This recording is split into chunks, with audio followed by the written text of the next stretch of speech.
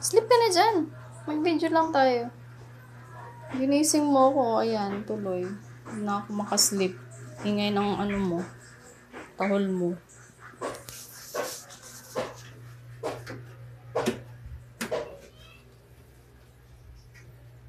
Dito na po yung taas.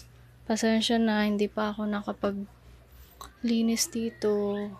Eto, ako lang natutulog dito sa taas. Kasi umaga na ako natutulog.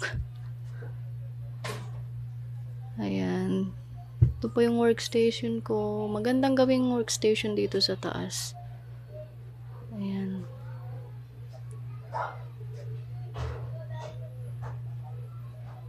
Pasensya na po ulit sa mga kalat. Pero hindi naman super kalat. Ayan. Yan sa bintana nilagyan ko yan ng harang. Kasi, ayun, pag umambon, medyo tumatalsik yung mula dun sa mga cable. Internet cables doon. Tapat ng bintana. So, yan. Nilagyan ko lang ng harang. Ayan. Tanggalin ko na lang po yung mga dinikit ko dito. Kasi, gusto ko ganito kasing workstation ko para na-inspire ako. Ayan. Para sa susunod na titira dito, may freedom din siya kung anong gusto niyang Sketch tape lang naman po yung ginamit ko dyan. So, ayan po. Dito sa taas.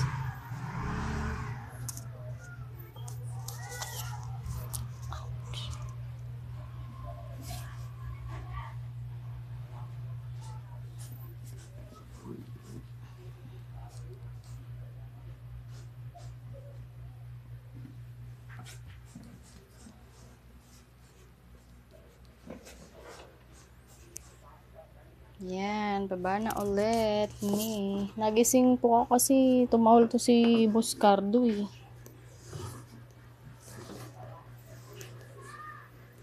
Ayan, dito, maganda dito sa baba. Naka-tiles na rin yung floor. Ayan si Boss Cardo. Sleep ka na dyan. Ginising mo ako eh. Yan tuloy. 2 oras pa lang tulog ko, Cardo ah. Sleep ka na. Binidyo ko lang yung bahay. Binidyo ko lang. Sleep na dyan. Ginising mo kasi ako. Buti na lang work from home ako today. So, ayan po yung bahay. Para sa next titira, okay naman po dito. Ayan.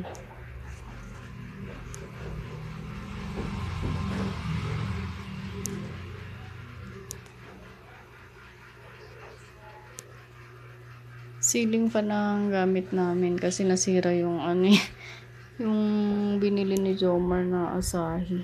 Kaya ganyan na lang. Ayan, naglilinis na lang po kami bago kami umalis. Weekly naman ako naglilinis kaya lang minsan rush kasi busy sa work. So mag-general cleaning na lang po. Thank you.